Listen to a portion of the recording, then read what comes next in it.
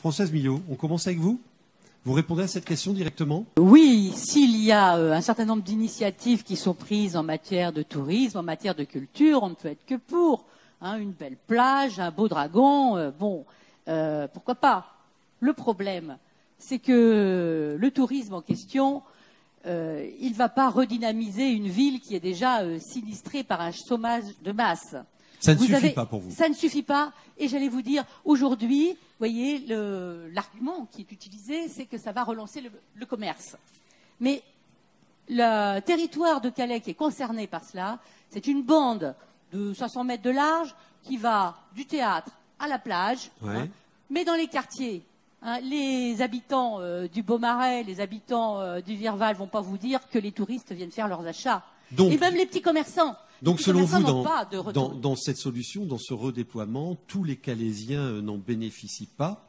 Et vous dites le tourisme bien, mais c'est peut-être une action de façade. Alors, une proposition concrète, une contre-proposition concrète. Allez-y. Alors, effectivement, vous venez de le dire, c'est une action qui va servir en quelque sorte d'écran de fumée. J'interprète. Oui. Oui, mais je pense que c'est une bonne interprétation. Une contre-proposition concrète. Alors, ma proposition concrète, c'est justement que je propose dans mon programme de dénoncer cette loi du patronat qui, d'une certaine façon, ici, fait la loi, non seulement au niveau local. Préciser, c'est qui le patronat, le patronat, qui fait la loi. Par exemple, vous voyez, le patron du port, il a demandé de l'argent. Il en a.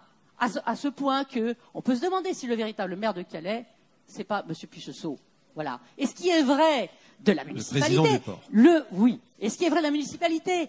Tout le monde, tous les manifestants qui ont été dans les grèves récemment peuvent le dire au niveau de l'État. Monsieur Macron, c'est l'exécutant du grand patron. Proposition alors. Une proposition locale, parce que là vous dites les patrons, on est à Calais là. Une proposition concrète. La vie concrète à Calais, c'est l'emploi, les difficultés de vivre dans les familles, dans les quartiers. Qu'est-ce qu'on fait? Eh bien, je vous dis moi, les propositions concrètes des programmes électoraux qui ne servent que de promesses le temps d'une élection, à quoi ils servent?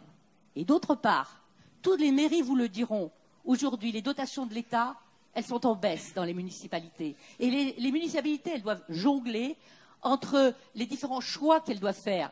Vous voyez? Alors, les 150 millions là, d'euros qui ont été donnés par l'État pas que, c'est un contrat de territoire. Entre autres. Bon, c'est une manne exceptionnelle. Mais il faudrait donc que la municipalité choisisse entre la culture ou autre chose, les loisirs ou autre chose, la santé ou les écoles. C'est pas possible. Aujourd'hui, vous avez des choix à faire. Eh bien non, moi je dis, tout ça c'est des miettes. Vous voyez qu'il faudrait se partager. Eh bien, il faut aller prendre le gâteau là où il est. Juste une précision concernant les chiffres.